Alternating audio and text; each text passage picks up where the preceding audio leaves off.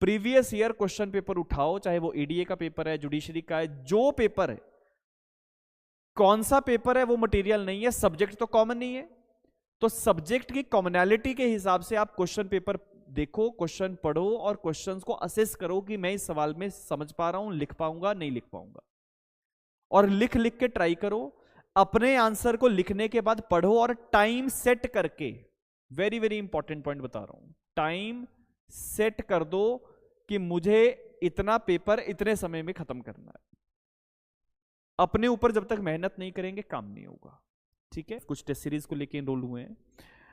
अब ज्यादातर बच्चों में मैं ये देख रहा हूं कि उनमें से अप्रोक्सीमेटली केवल 10% बच्चे ऐसे हैं, मतलब कि मान लो अगर 40 बच्चे हैं तो 5-6 बच्चे ऐसे होंगे जिनका अटेम्प्टेशन 100% हो रहा है, 5-6 बच्चे।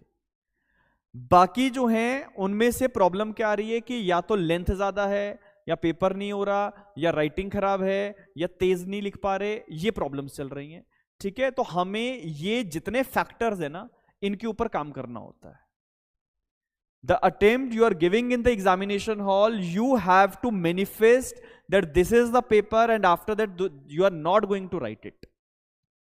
इसके बाद अगर होगा तो इंटरव्यू होगा, ये सोचना है, उस थॉट प्रोसेस के साथ काम कर रहे हैं। केवल पढ़ने से बात नहीं बनेगी, क्लियर।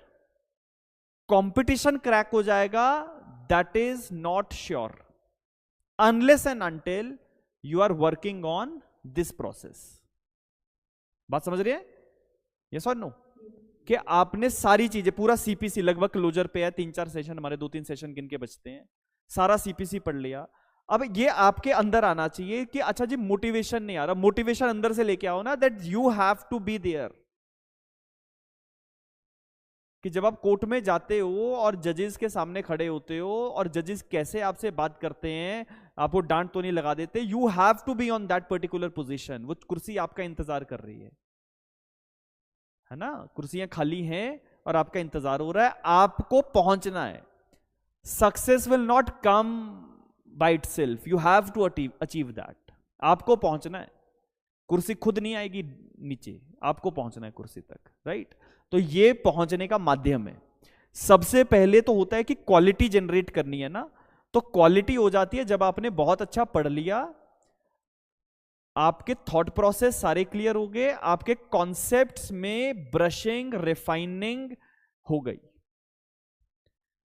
खाली देखो, 2 कैटेगरी के कैंडिडेट्स आपको मिलेंगे ना, एक है जिनको आता है लेकिन लिखना नहीं आता या एक्सप्रेस नहीं कर पाते, तो एक्सप्रेशन इज